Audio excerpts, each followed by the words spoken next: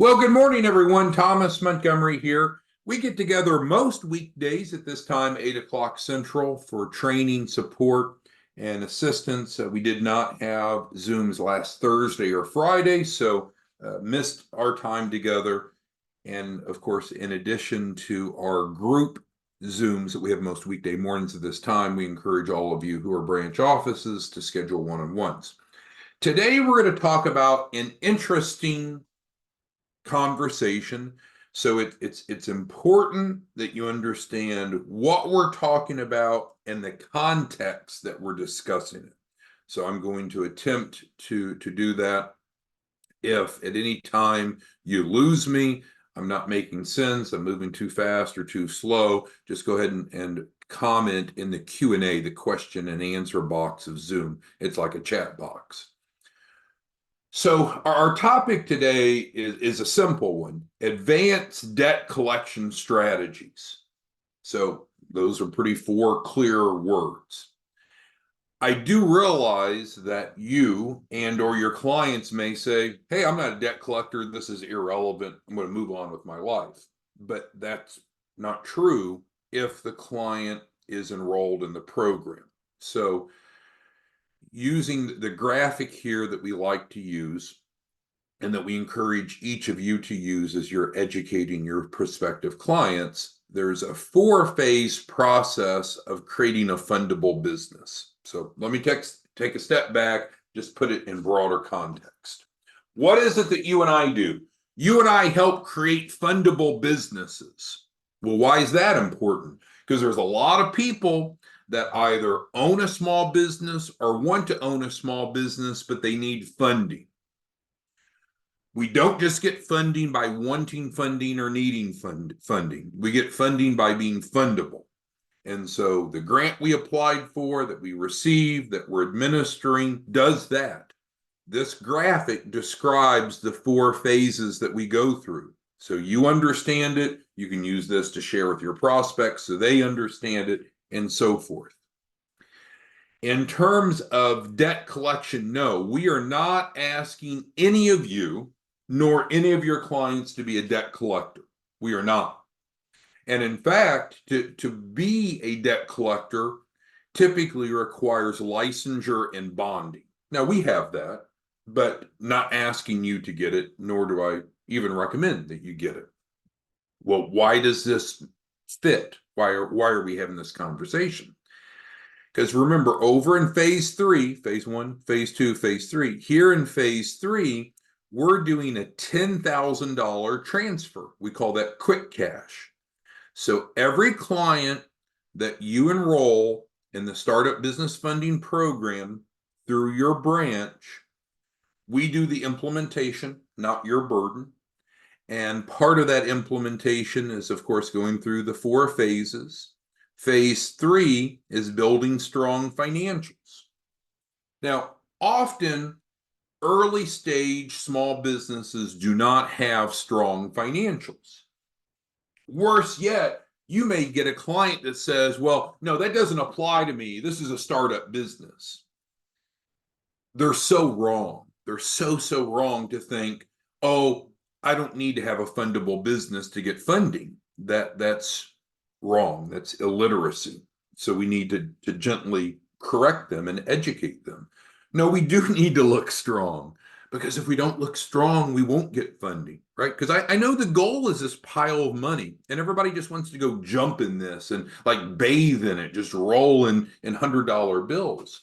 But we have to have a fundable business to get to that point, and having strong financials is relevant. It's crucial.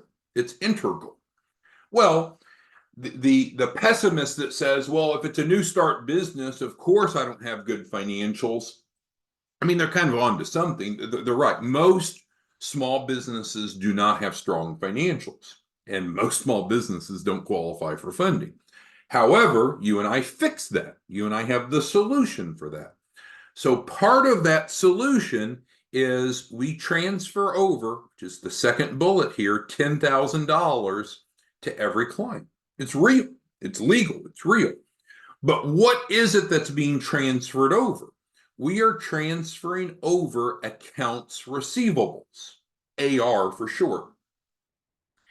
At this point of the conversation, I'm kind of stuck because many of you have a business or an accounting background. So it's like, oh yeah, I understand what AR is. If you took accounting 101 in college, or I taught it to high school students, if you had accounting training at all, just the first course, then you would understand what accounts receivable is.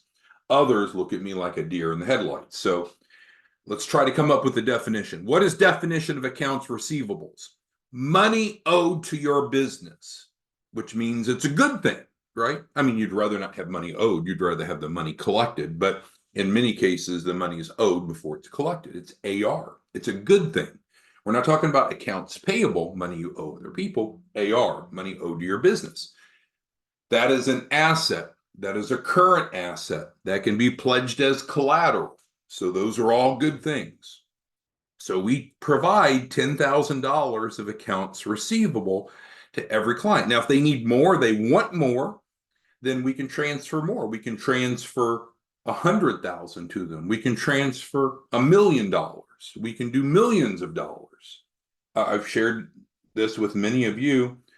The largest single transfer we ever did was multi-millions of dollars of AR, and that was to a law firm, a large, sophisticated law firm. So yes, it's legal. Think of it as analogous to, could you transfer to me the title of your car? Sure. If you wanted me to now own the car, whether you're charging me for it or gifting it to me, but it needs to be documented, sure, you could give me your car. Could I give you a piece of property? Sure. I can give you a piece of property. Maybe I'm selling it to you or gifting it to you. It needs to be properly documented. So we are legally transferring $10,000. It's the real deal. Anyone that thinks it's not is wrong, and it's hard to defend wrong against wrong people or illiterate people, but it's real. But it is accounts receivable. So does it go on the client's balance sheet? Yes. Does it help with collateral? Absolutely. So all those things are true. But wouldn't it be nice if we liquidated those receivables, the bottom bullet? So instead of it being money owed to the client, what if we facilitated the collection of the money, so now the client has the money instead of the AR? So I'm going to pause for a moment. If any of that's not making sense, we need to stop, because as we get into the liquidation strategy, if you don't understand the basics of accounts receivable, as I've just described, none of the rest will make sense. So are we all okay so far? Quick synopsis. You and I help create fundable businesses. We use this graphic to tell the world how we do it. In phase 3, we build strong financials. One element of that is transferring $10,000 of receivables, which we can help the client liquidate. Today's topic is to talk about some advanced strategies of how we can liquidate it. Okay, so let's peel back another layer of the onion. So let's use an example. So we have Larry on here, one of our top producers. So Larry is a branch office. Larry brings on a client. Client's name is Karanda. Karanda is actually another one of our branches, but I'm just using names as I see them in front of me. So Larry's the branch, brings on Karanda. So now we're responsible for working with Karanda through these 4 phases. Larry, the branch, isn't responsible for implementation. We are. Typically, we go in order, to no surprise. That's why they're numbered. So we're working with Karanda. We say, Karanda, great. We're going to transfer over $10,000 of receivables to you today. Okay? Okay. Does she have to pay for it? No. It's part of the package. So we're not asking Karanda, the client, to pay anything. It's included. Normally, we will have helped Karanda create a balance sheet, because that's where the numbers are going to be reflected. It's the financials of the business. So then we're going to ask Karanda, great. So here's the 10,000. You've got the documentation. It's real. It's on your balance sheet. You've got the collateral. Great. Do you want us to help you liquidate it? Well, what does that mean? Collect the money, right?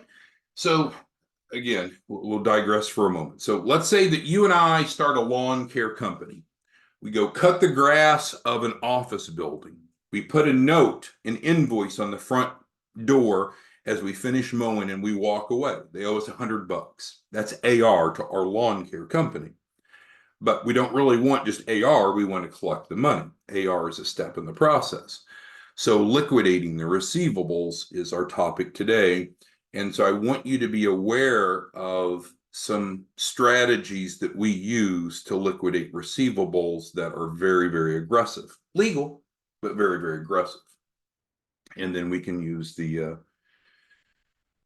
case study of Brett Anderson, who had an arrest warrant for not paying his debt because of this process. But so let's get over here to our topic. So hopefully we understand the big picture. Startup program, 4 phases, help clients qualify for funding. You're the branch office, you generate clients, we're the implementation team.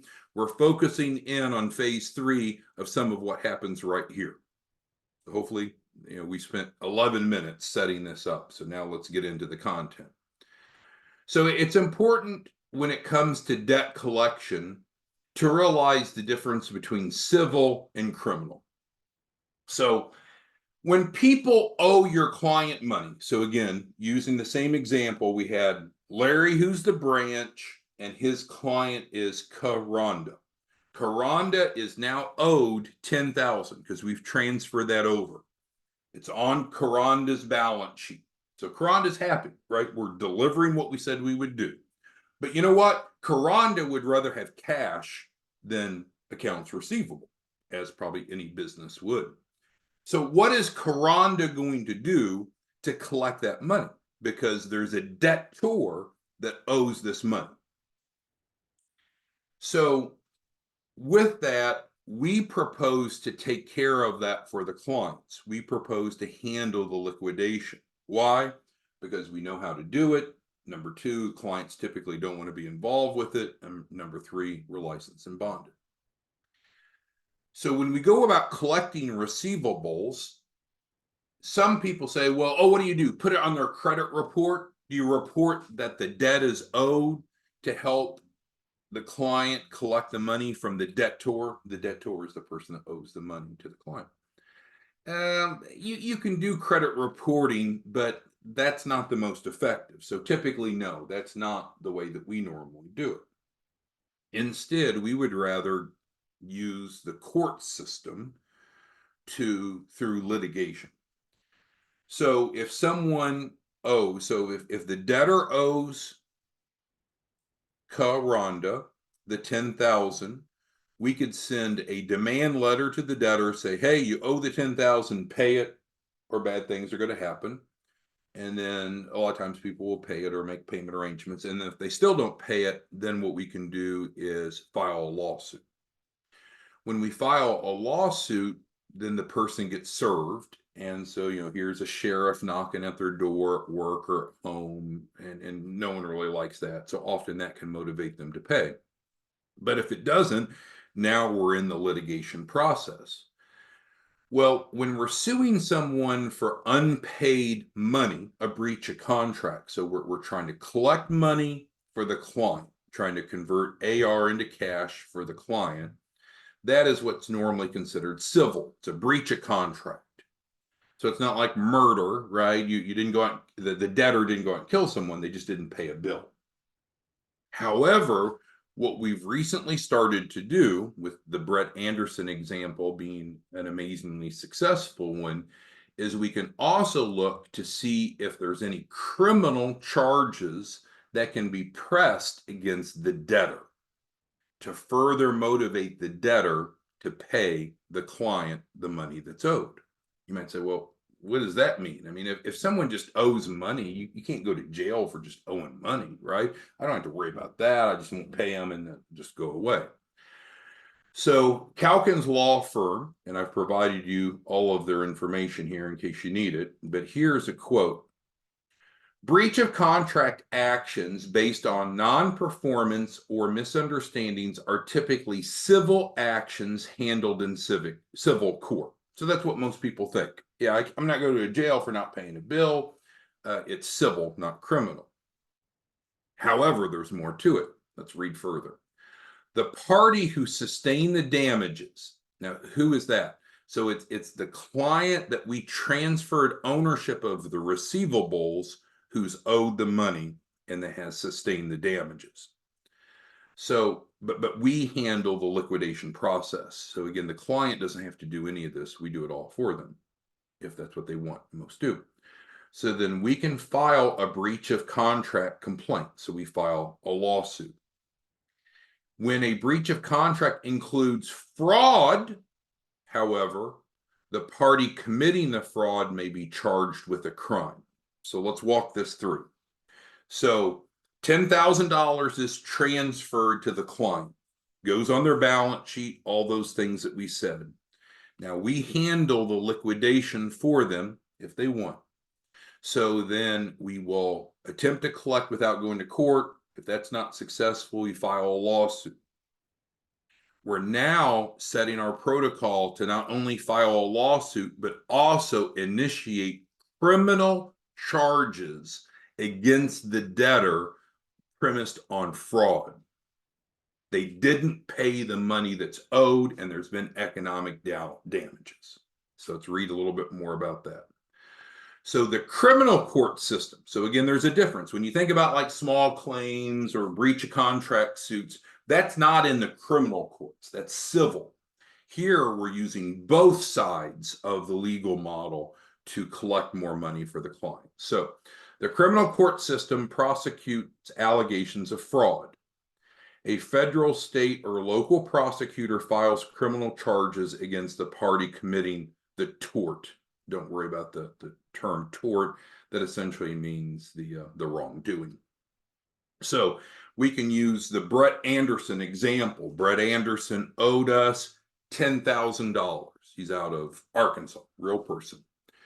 So in addition to the civil side, we launched the criminal side. So with the criminal side, we went to the local police department where he lives,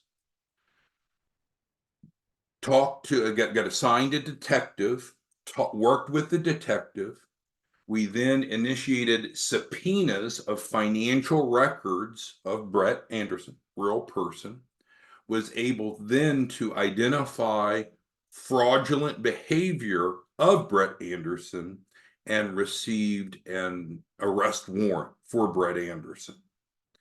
And so the detective that I'm working with emailed me, I think it was Friday, maybe it was Thursday of last week. They went and raided Brett's home, went into his home. He wasn't there. His wife was there, got her on co-conspirator charges. And now it looks like she's going to turn state evidence against Brett to keep herself out of it. So reading on, a criminal fraud case does not require that the fraudulent act was successful or resulted in actual harm or damages. The fact that the person committed fraud is the basis for the case. Now, again, you might say, well, wait, I mean, where's fraud? Just someone didn't pay their bill.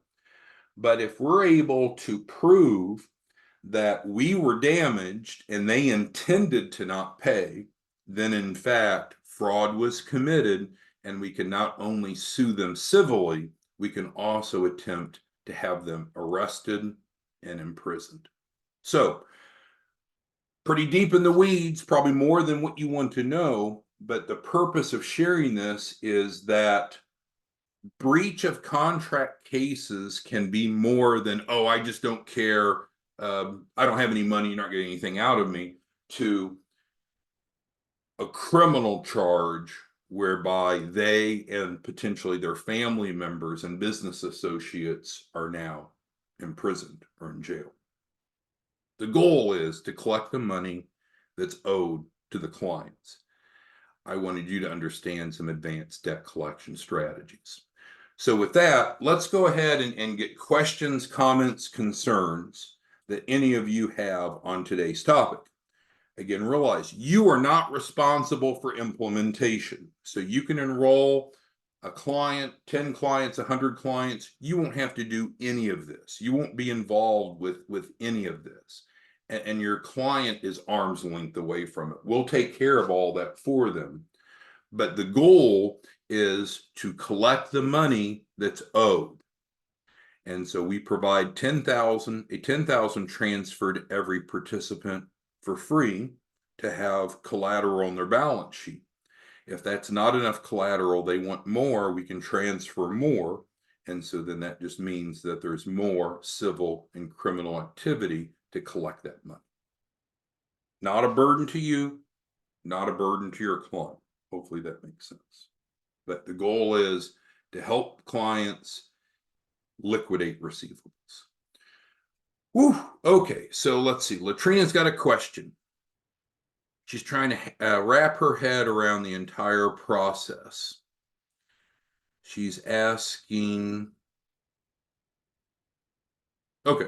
So I think what she's asking is, where does this come from? So we have accounts receivables that we transfer to the client for free, right? Free, who are going through the startup funding program.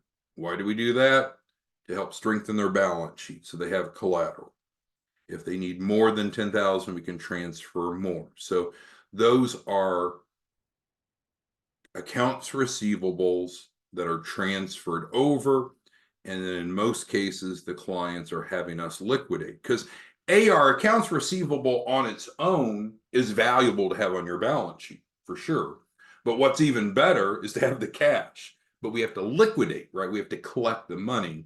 And our discussion today was maybe to have you look at it a little bit different, because I think some of us think, well, if the debtor owes the money, what's going to motivate them to pay? You could put it on their credit report, but most people figured out how to navigate around that, so we don't really do that anymore.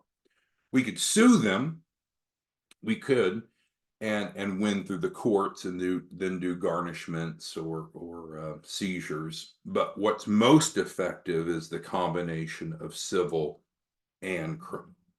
That's the point we're trying to get to. Most debt collectors don't get this aggressive, but we do, and we will. And the Brett Anderson shows that it works. I mean, it literally works. And we have the documentation to support that. All right. So, Latrina, if I didn't answer your question, let me know. Who else has questions on today's topic? So, big picture, what you need to understand. If you're a branch office, together we help create fundable businesses. We help them qualify for funding.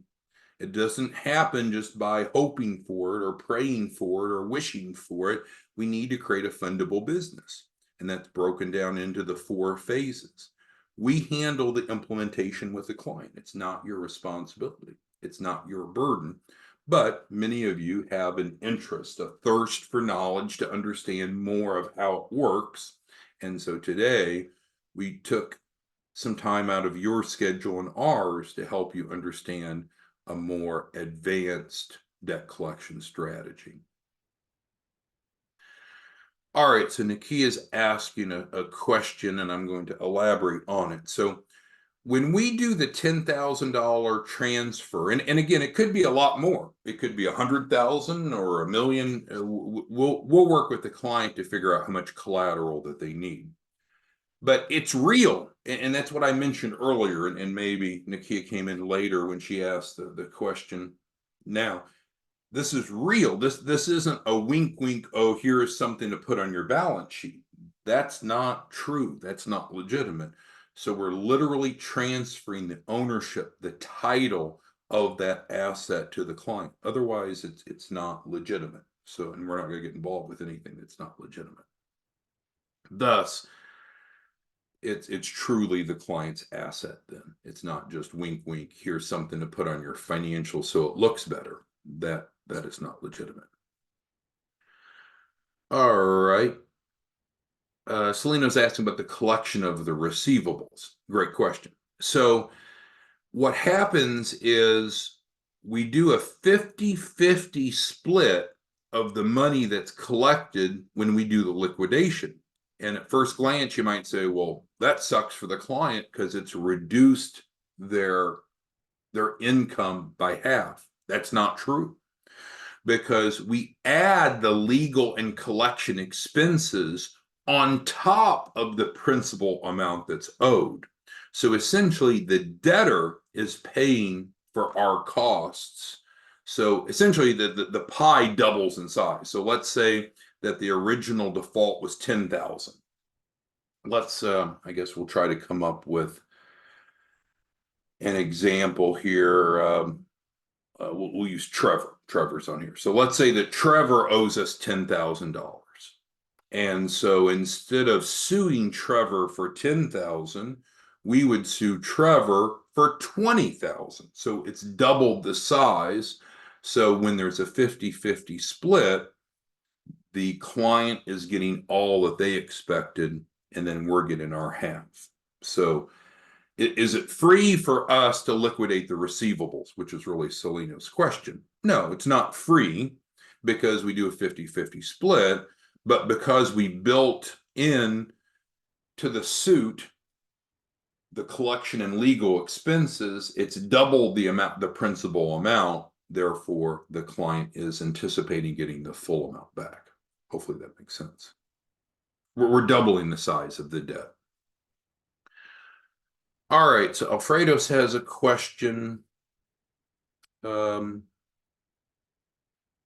AR accounts can be all different types of accounts. When you look in the global sense of debt buying and debt selling and receivables, often you see defaulted mortgages, defaulted auto loans, defaulted credit card debts, and defaulted professional service agreements. Those are probably the main categories of AR that could be bought and sold and used in this strategy.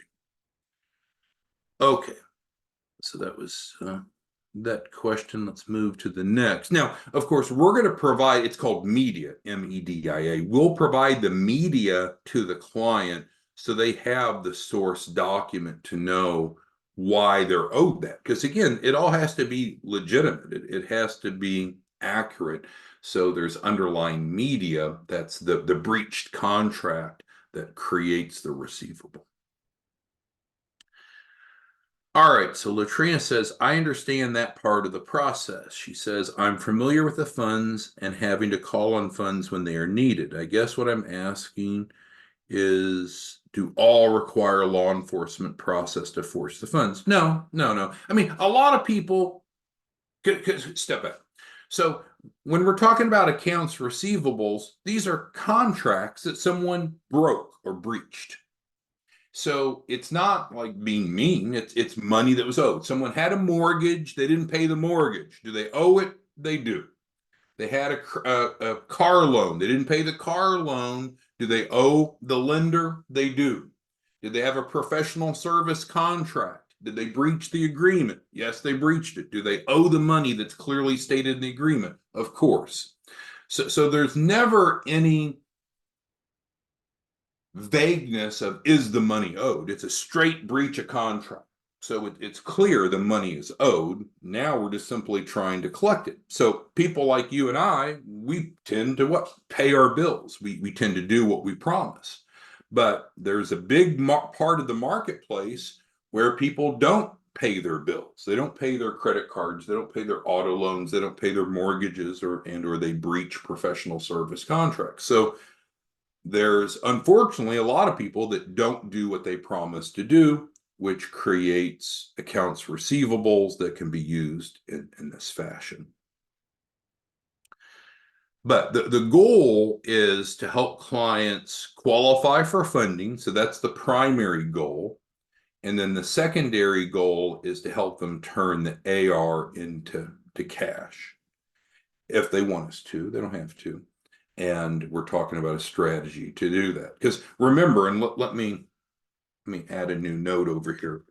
So we used to talk about this all the time, and I think we've kind of worn it out. But the 3 C's. Who can tell me what the 3 C's of business funding are? These are the 3 things that you typically need if you're trying to get a big pile of money, if you're trying to borrow money. Who remembers what the 3 C's are? Michelle says credit. That's right. And obviously, we're more focused on business credit because we're talking about business funding. So credit is one of them. Marilyn says capital. I don't think that's correct. Katori says collateral. That's right. So that's what we're going to pledge to the lender to give the lender assurance that if we don't repay the loan, that they have something to recoup. And that's what we're talking about here with financials and collateral. And then Marilyn says cash. No, that's not correct. Johnny says cash. No, that's not correct. Faiz says capacity. That is correct. That's the 3rd C. And capacity, which can sometimes be referred to as cash flow. So diverting for a moment. So 3 C's of business funding. I mean, that's technically what you and I are doing through the 4 phases, right? We're helping build fundable businesses by having the 3 C's and having it documented in such a way that the lenders will accept it. So do we help them build their business credit? Of course. That's phase 2. Do we help them have collateral? Of course. That's phase 3. Capacity cash flow is demonstrating to the lender that the borrower, in this case, the client, can afford to pay back the money that they want to borrow. Because unless it's a gift, unless it's a grant, unless it's an equity injection, then if it's debt, if it's borrowed money, then there has to be the ability to repay it. Otherwise, the lender won't loan the money. And so capacity cash flow is it certainly is one of the 3 C's. And there's different things that we can do to help with that. But one element that we can help with the 3rd C is by liquidating the receivables, because now it's showing on the business's bank statements and financial records that money is coming in. We're helping turn the accounts receivables into cash. So hopefully that makes sense. All right, so let's wrap this up. Please join us daily. We have these most weekday mornings. We didn't have them a couple days last week because of travel, but to the best of my knowledge, we'll have them all week this week. We record them and circulate for those that don't attend live. This is not meant to be a replacement for our one-on-ones. We should be having our one-on-one calls so we discuss where are your clients, what's going on, what do we need to do to help you better. Some of you want to just contact us on the fly. Like I was driving in the rain on Friday and someone wanted to go through all their clients. And it's like, it's impossible, right? I don't have my computer. I'm driving in the rain. So we should be scheduling weekly calls. If you're a branch office, you made promises, right? There are promises that you made and promises that we made. And so obviously, if you're a branch office, do what you said that you would do. And of course, expect us to do what we promised to do, because that's the way agreements are supposed to work. We don't want you to have a breach. We don't want you to be on the wrong end of an advanced debt collection strategy. We don't want you going to jail for fraud, for unpaid bills. We want you to be successful in helping small businesses become fundable. And every one of your branches should be generating $100,000 a month in income. If you're not on track for that, it's crucial that we get together and resolve that. ChapmanLoanProgram.org has obviously our phone number, our website. That is our website, our email account. Also, it has the certification. There's 5 modules that are free. You don't have to register. You don't have to jump through any hoops. Strongly encourage everyone to get certified. But let us know what we can do to help you. Our goal is to help clients become fundable. And secondly, is to help each of you who are distribution partners generate at least $100,000 a month. Please do what you promised to do. And of course, expect us to do what we promised to do. All right. Thanks, everyone. We'll see you back tomorrow morning. Bye-bye.